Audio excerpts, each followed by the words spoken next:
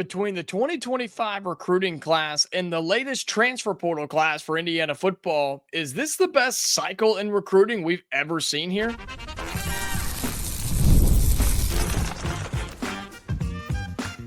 You are Locked On Hoosiers, your daily podcast on the Indiana Hoosiers.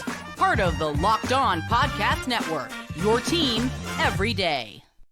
Welcome in. It is the Locked On Hoosiers podcast. I'm your man, Jacob Goins. I appreciate you being here, making this your first listen or your first watch every single day. We are part of the Locked On Podcast Network, which is your team every day. Today's episode is brought to you by Game Time. Download the Game Time app, create an account, and use the code LOCKEDONCollege for $20 off your first purchase. Well, thank you so much for being here. Shout out to all of my everydayers, whether you are on YouTube, whether you listen on audio. I don't care how you listen and find us. I'm just glad that you are here. What the heck is going on in the Big Ten right now in college basketball? Well, look at some of the latest results. Look at the standings and how Indiana can try to climb their way back into this thing amidst all the chaos happening inside of Assembly Hall, including what could be a big game this weekend, or what is a big game and could be some scary moments this Saturday for the Hoosiers. Plus, we're going to look at some immediate impact players in terms of 2025 recruits and the latest transfer portal guys, because I think this could be the best recruiting cycle ever in the history of Indiana football. And to look at this, we need to flash back for a moment. And you've got to think about the history of Indiana football. Not great, right? We can all be honest with ourselves. Whether you're an Indiana fan here or you've discovered this as a Big Ten football or just a college football fan, we can all agree the Big Ten is solid, but Indiana is not and has not been over its course of its history. This is a stat that I hate to use, but we're one of the most losing teams in the history of the sport. But yet here we are in 2024, heading into 2025, and we're the most relevant we've ever been in the sport of college football. We just had our best season ever, 11 wins, college football playoff, all the accolades, right? You've got All-Americans. You had a Heisman contending quarterback. I mean, you had a lot going for you this past year. And so it was hopeful. I think it was a big hope that this would bleed over into the recruiting side of things. And it did, right? And I'm talking recruiting in the high school rankings and in the transfer portal class, because I really do think this could be the best cycle we've ever seen. And you got to remember, right? I think it's important to loop these together because, yes, you still want to hammer high school kids, and yes, you still got to fill the gaps with the transfer portal, but they're all new players. You lost a handful of them, whether they graduated or they entered the transfer portal and went somewhere else.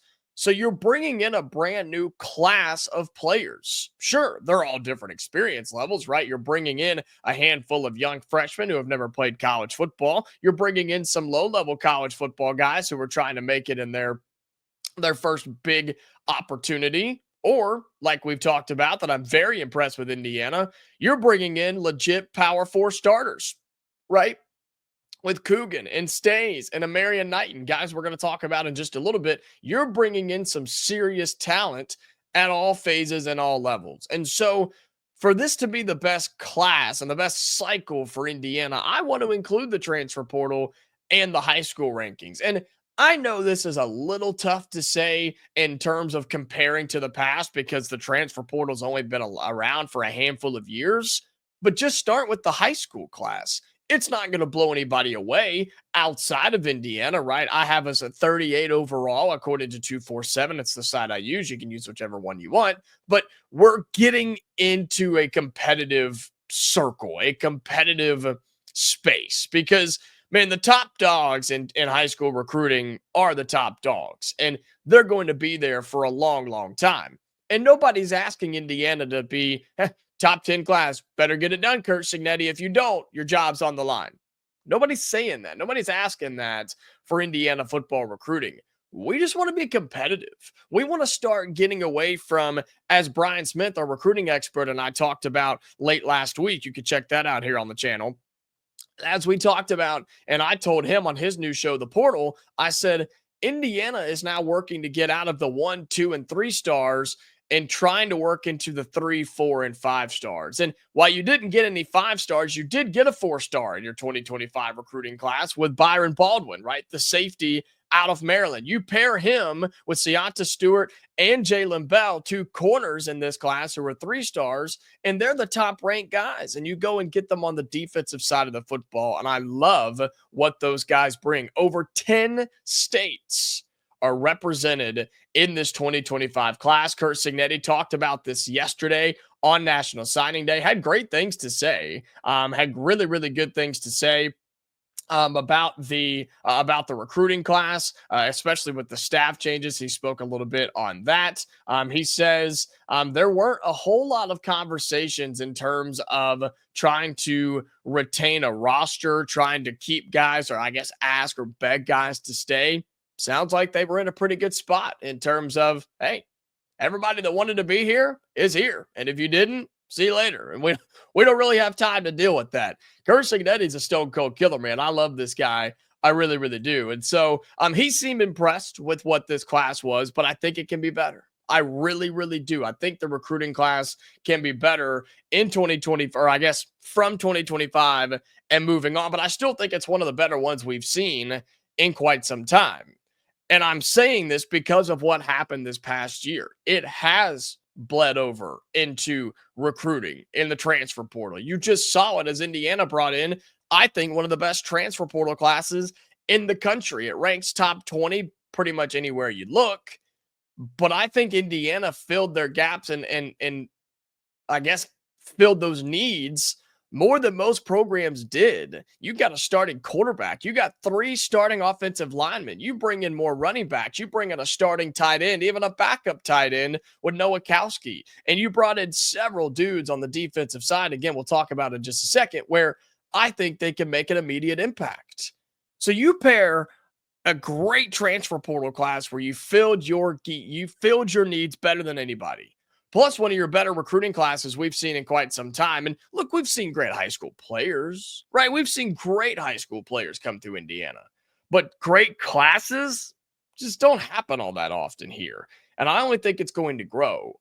But you pair those two together, plus whatever the heck happens in the spring portal window, I think this was the best cycle we've ever seen at Indiana for football. You're going to have more talent on this team, on this roster, than we've probably ever had before. And that is including last year, which was good, but I think you got better through high school recruiting and the transfer portal. And I think this very well could be the greatest cycle we've ever seen for Indiana recruiting for 2025 high school and this past transfer portal class. And I think it's the best we've ever seen so far here in Bloomington. All right, coming up here on Locked On Hoosiers, we'll continue this conversation about immediate impact players, of those guys in the greatest cycle we've ever seen in terms of high school players and definitely transfer portal players. Which ones will see the field early and often? We have that for you coming up next right here on Locked On Hoosiers. Today's episode of Locked On Hoosiers is brought to you by Game Time. Looking for tickets to your next big event, whether it's a concert, a comedy show, sporting event, whatever it may be, finding the right ticket at the right price can be a headache. But with Game Time Picks, it's never been easier. So let me show you how it works. All right. With Game Time Picks, the app does all the hard work for you. Rather than you sitting there and scrolling and clicking through and trying to price match and do all that mess, just go to Game Time and use the Game Time Picks feature. They do all of that for you. They make curated deals, and it's super simple for great tickets to find great tickets at a great price. No more sifting through thousands of options. And you pair that with their views from your seat, where you can literally click on any seat in any venue and see what you'll see when you're there. You can't beat it. Game Time is the place to be. Ready to make your next event even better? Download the Game Time app, create an account, and use the code LOCKEDONCOLLEGE for $20 off your first purchase. Terms apply. Again, that's code LOCKEDONCOLLEGE for $20 off when you download the Game Time app today. Download Game Time today. Last minute tickets, lowest price, guaranteed. Welcome back into Locked On Hoosiers. Appreciate you being here, making this your go-to spot for all things Indiana Athletics. If you are listening on audio, whatever your podcasting site, podcasting platform is, if you type in Locked On Hoosiers, we're there. So be sure you hit follow, you leave us those 5-star reviews. Most importantly, though, turn those notifications on. I don't want you to miss any episodes because this podcast is free every day, Monday through Friday. It's the only daily podcast like this covering Indiana. So be sure that you've got those notifications turned on because we do like to post some bonus episodes here and there throughout the week and on weekends as well. So I don't want you to miss those. So if you're listening to the show, have those notifications turned on. If you're watching the show or listening to it on YouTube, however you want to do that, there's a few things I'm going to ask you to do really, really quickly here before we talk about immediate impact players for Indiana. Like this video. Helps it get out there, helps the world find it a little bit more. I want to hear your thoughts. I want to see what you have to say about the Indiana recruiting cycle and the transfer portal cycle. Where does this rank for you, especially you old school Indiana football fans? Where does this rank for you in terms of recruiting and the success and the buzz around this program? And then the best thing you can do to help us out and for you to be a part of this wonderful community is to subscribe to the channel. We're at 4,551, well on our way to 46, then 47 and beyond. We're going to hit 5K here soon, and we're going to do something real special and celebrate. So I can't wait for that. And thank you so much for being a part of it. All right, immediate impact players for Indiana football. Telling you how I think this could be the best recruiting cycle ever for Indiana football in terms of the high school rankings and the transfer portal guys that you're bringing in. But what everybody wants to know and what everybody's itching to find out is, okay, well, there's a lot of good names, got a lot of good rankings in there, and there's a lot of hype around them. But who's going to help us the most? Who's going to step on the field when they get here or early after they get here and make an immediate impact? We'll start in the high school rankings because that's going to be a little bit tougher given the fact that Indiana brings back a lot of talent. Plus, you bring in some really good transfer portal guys. And so do I think that if you're a freshman coming into this Indiana football program that you're just never going to play? No, that's not true at all. You saw that last year, and I think it's still important to get those guys not just on campus, not just on the team, but get them on the field as well. And so that is a battle that it's a good battle to have. It's a good issue, right? But Kurt Signetti and this coaching staff, you don't want to build the reputation of, oh, if you're a freshman, yeah, you don't play at Indiana. Sorry. There's a good way to do that, a right way to do that. It's what Nick Saban did at Alabama for years. If you were a freshman at Bama, unless you were just an absolute stud, you didn't play there as a freshman. But that was the expectation that they set. And they said, hey, you're going to play behind this junior and senior for a year or two. You're going to get experience. You're going to get better. You're going to learn from him. And then your moment in the sun is going to come. And then it did. And then they'd send you to the pros and they would do it again and again and again. Well, you can't really do that in this transfer portal era because kids don't want to wait anymore. They want to go play and start immediately. So I say all of that to say you still got to be careful.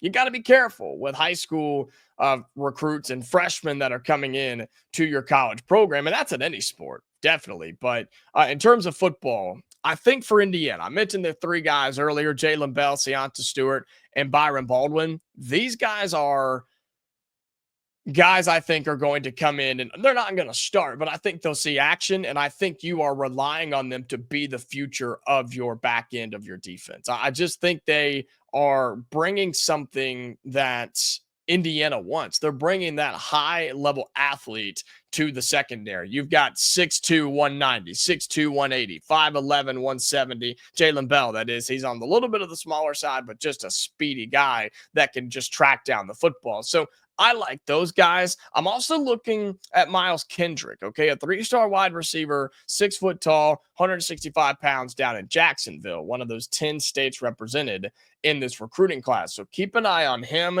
as well. You bring in a couple of offensive linemen. How about Baylor Wilkin? You remember this guy from Findlay, Ohio, just next door? 6'4", 275 on the interior offensive line. Played a lot of guard in high school.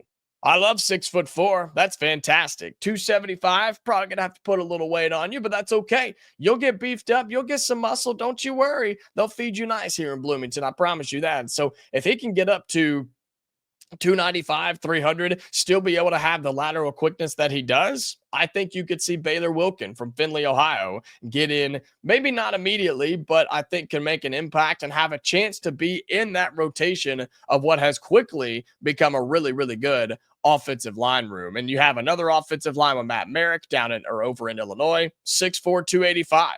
Those guys you have to continue to bring in to your recruiting class. You have to bring them into your program. Brian Smith tells us that all the time. In this transfer portal era, programs have to recruit high school kids, and you've got to recruit them from in-state and the surrounding states. And I think Indiana did that really, really well. So those are the guys I'm looking at. Matt Merrick, also looking at Miles Kendrick, the receiver, Baylor Wilkin, your offensive lineman, and then your three secondary guys with Jaylen Bell, Seaonta Stewart, and Byron Baldwin. We now look at the transfer portal side on guys who could immediately make an impact on this team. And my goodness, I mean, you could close your eyes and just point, and you could probably find one that can make it a good impact, a solid impact, or an immediate impact. And I mean, I could talk about this for 3 hours about how these guys are going to just, I'm so impressed. I'm so impressed with what Kurt Cignetti and his entire staff, it wasn't just Sig, it was his whole staff that went and got dudes in the transfer portal. I have said so many great things about Amarian Knighton, the corner from Northern Illinois. I think he could be a starter day one. I really do. I think he could start opposite of D'Angelo Pons. I think you have that opportunity to do that. Obviously, the obvious ones, Pat Coogan, who's going to come in from Notre Dame, right? We're excited about him. At 6'5", 310 pounds, who was on that starting team or the starting offensive line for the team that made it to the national championship game. I have a feeling he's probably going to make an immediate impact, don't you? Along with Fernando Mendoza. And there's a lot of expectations here, right? There's a lot of expectations for Mendoza, who is basically penciled in as the starter already for this quarterback room. But I want to move down the list just a hair on some guys that we haven't talked as much about that I think can make an impact this season. I really like Mekhi Jackson, the App State receiver. I feel like at 6 foot tall, 200 pounds, I just feel like he can make an impact somehow for this team. We've talked about Zim Mikulski, the Ohio State offensive lineman. I think he will start this year. I'm a big fan of Hosea Wheeler too on the defensive line from Western Kentucky. I don't know. I like the way he plays. I kind of have a feeling he could get some rotational minutes if they don't want this to happen, of course. But if there is some sort of an injury or a problem or whatever, keep an eye out for Hosea Wheeler to step in on that defensive line and get some serious playing time if something were to go down. I was hopeful for Riley Nowakowski, the Wisconsin tight end, but then you went and got Holden Staes from Tennessee. So, again, good problem to have. You've got two tight ends that could come in. Hey, you could run call me crazy, a 2 tight end set and possibly do a little something with Nowakowski if you want to get him in there. I think Devin Boykin, the safety from NC State, is a really good option too if you're looking for some underrated guys who could get into the action. And then Lee Beebe Jr., the running back from UAB down in Alabama. You could bring him in, and he's joining a really good running back room that I think he'll get some carries. I really do. And he's explosive. He's quick, right? He's 5'10", 220. He's not big, but he can move. And I think you're going to see him get into that running back rotation. So just a couple of names to keep an eye on for Indiana. And look, we lost a lot of guys, sure, but we're bringing in a lot of good players as well from the transfer portal and in the 2025 recruiting class. And think about all the names. I'm not just blowing smoke. I think a lot of those guys could get in, see significant playing time, and could have their name called in a time of crisis for Indiana coming up in 2025. All right, in our final segment right here on Locked On Hoosiers coming up, we're going to talk about what the heck is happening in the Big Ten in college basketball, man. People are upset it's crazy. Upsets happening. I can't figure out who everybody is, and where the heck does Indiana fall in the middle of all this? We'll have that for you in our final segment right here on Locked On Hoosiers. Today's episode of Locked On Hoosiers is brought to you by Prize Picks. The big game is almost here. It's this weekend. Can you believe that? We're like 3 days away. And there's no better way to make it even more exciting than with Prize Picks, the best place for daily fantasy sports. With over 10 million members and billions in winnings awarded, Prize Picks makes it fun and simple to get in on the action. Here's how it works. You pick more or less on at least 2 players' projections. And if you're right, you could win up to 1,000 times your cash. Prize Picks even has a free pick for the big game where Patrick Mahomes only needs to throw 1 yard to win. Pair that with 1 more correct pick and boom, you're cashing out big. This week, I'm looking at the board and selecting more for Travis Kelce on receiving yards and more for a quarterback's passing yardage. What I love most, fast and safe withdrawals. When I win, my cash is in my bank account in as little as 15 minutes. And folks, that's true. I do it all the time. Check out the promos tab to tail any of the super sweet Millie winners, big game lineups. If you tail a lineup that goes 3 for 3, you can win a split of a $1 million promo fund jackpot, okay? Download the app today and use the code LOCKEDONCollege for $50 instantly after you play your first $5 lineup. That's code LOCKEDONCollege for $50 instantly after you play your first $5 lineup. Prize Picks, it's time to run your game. All right, final segment here on the Locked On Hoosiers podcast. Again, thank you so much for being here. Really do appreciate it. We're having a ton of fun, and we're glad that you're with us on this Thursday, February 6th. Wow, we're almost a week into February, which means the Big Ten basketball schedule rolls on. And my question is pretty simple. What the heck is happening in the Big Ten? I can't keep up. I can't keep track of who is who, who's good, who's not, who's mediocre. The Big Ten is just all over itself right now. And I guess it shouldn't be a surprise because it's happening everywhere in college basketball. But even given the results we've seen so far in the midweek, it's like, I can't keep it straight, man. Look at the updated standings right now in the Big Ten. I get them pulled up here for you. It's insane to see what's going on. We have 2 teams in the top 10, and one of them lost this week to an unranked team. Michigan State fell to UCLA, and you're like, wow, they lost to UCLA. How terrible is that? But it's like, no. UCLA is the 4th team in the Big Ten standings. Here they are. They're 8-4, just hanging around, having great wins on the year. Does UCLA? You've got Purdue up there at 10-2, Michigan State and Michigan both 9-2, so that's great. We get to play those 3 teams again, and you get to play UCLA, and you just got beat by Wisconsin, and you already beat Maryland, which is coming out to be a nice win. But you look around where Indiana sits. Yeah, we're 5-7. Yeah, we're 5-7. We're in there with Nebraska, who won this week, Rutgers, Oregon, who has dropped like a rock this week, or the last couple of weeks, I should say. And then there's Iowa down there, and there's not a whole lot of else. And I said the other day that I broke this up in like quadrants, almost like 4 quadrants. Even that's already been shaken up because of teams like Maryland and Wisconsin, who are slowly trying to itch their way into that top quadrant, and I think they're good enough to do it. And right now, according to Joe Lunardi, this was updated a couple of days ago, so given some of the midweek games, it's not completely up to date, but the Big Ten is still getting 10 teams in. No, we're not a part of that, Hoosiers fans. We're not in there just yet, but that does include Ohio State on a last 4 bye. That includes Nebraska as a last 4 in. They'll probably be in thanks to the midweek. And that also has some other big name schools. USC is the first 4 out. So we're still a competitive conference, and we still have really good teams.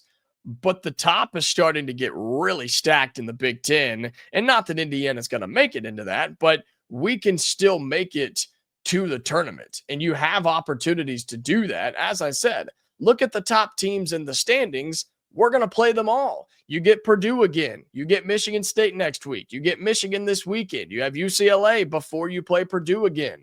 You've already played. You get Ohio State again. Like, you get some opportunities to play these teams and get tournament resume building wins, right? Michigan, Michigan State, UCLA, Purdue, Oregon, Ohio State. They're all on there. They're all on your schedule. So at the end of the year, at the end of the day, right? If you're Mike Woodson, and whether you have a job here or not, Indiana will not be able to sit down at the end of the season and say, man, we just didn't have the opportunities. We just didn't get enough opportunities to win big games. Wrong. That's not true. You've had plenty. You've already had plenty of opportunities, man. And you lost to Maryland. I said to you one earlier, you lost to Maryland, misspoke there. So you lose to Maryland, you lose to Purdue, you lose to Wisconsin, you lose to Illinois, you beat Ohio State, thank goodness. But it's just, you haven't won the games you've needed to win. And I have no confidence that you're going to do that moving forward. And look, Saturday could get ugly because Michigan's a good team, and it could get ugly in terms of the stands, and we'll have more on that tomorrow. But season's not done, folks. The season is not dead. There's opportunities to get wins. And in what a crazy Big Ten conference it is this year, Indiana could be the home wrecker. Indiana could be the one that comes in and stirs the whole pot up a little bit more. And it starts this Saturday when you welcome in a top 25 ranked Michigan team. All right, that's going to do it for today's episode of Locked On Hoosiers. Again, so thankful for you and everybody that's tuning in, whether you're watching, whether you're listening. Have those notifications turned on, follow us, subscribe us, tell your friends, tell your family. We are growing every single day, and I want you and everybody you know to be a part of it. Okay, we are back tomorrow. We're talking more Indiana football, a little basketball. Who knows what else we're going to talk about as we're covering everything Indiana athletics. Until then, Hoosier fans, stay safe, and I'll talk to you later.